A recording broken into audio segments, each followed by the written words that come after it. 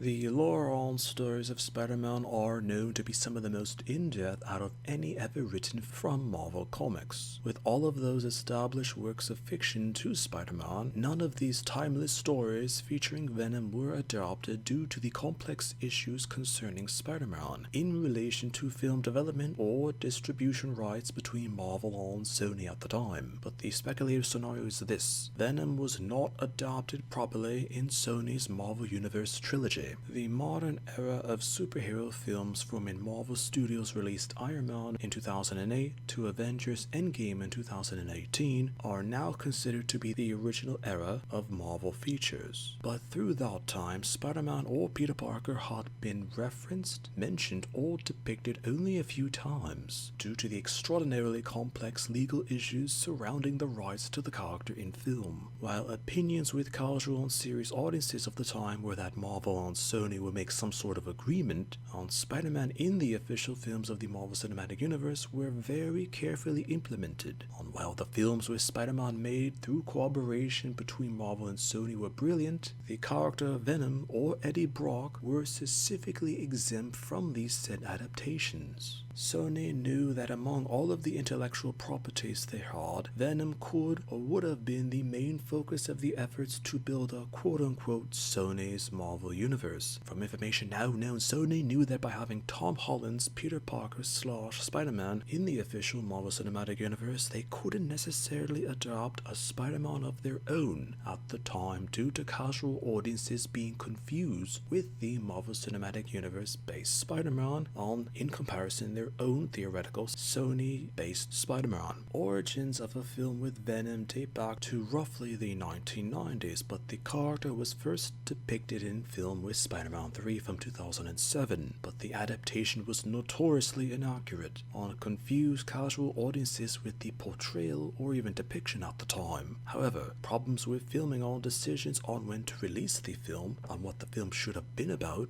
had it all but disappeared, but was eventually put through with Tom Hardy as Eddie Brock. Due to the success that Marvel had with their adaptation with Spider-Man, Sony decided to have Venom as a featured franchise all on its own. Despite Sony and the producers involved with the trilogy of films claiming that they would have been faithful to the source material, this was not the facts presented, but directors or screenwriters and even producers with all of the mentioned films had decided to interpret or adapt the content from the Spider-Man comics in their own way, rather than a neutral or faithful shift from comic to film. Shortly before the film was released, Kevin Feige made public claims that the Venom films would not be officially connected to the Marvel Cinematic Universe, and anything done by Sony with the intellectual properties of Spider-Man related characters would be adjacent to the Marvel Cinematic Universe, but not in the Marvel Cinematic Universe within its own right. In the first film, aspects of Venom were specifically changed due to Sony not being able to directly refer to the Marvel Cinematic Universe. One of the main and most notable details noticed, or rather omitted from the film, was the spider symbol upon Venom's chest. This was a reference to Spider-Man, which could not or would not be used due to the Homecoming film by Marvel Studios. The main villain in the film being Riot was actually a minor character in the comics, so the Sony film version of the character was a massive change from the source material. The first film also made the most in terms of revenue from the initial budget, but it's theorized that this was mostly due to casual interest in the Venom character and curiosity of Venom due to Spider-Man Homecoming. In the second film, with a casual yet flawed interpretation of Eddie Brock and Venom were being established, the consensus were to have Carnage being the main villain to Venom,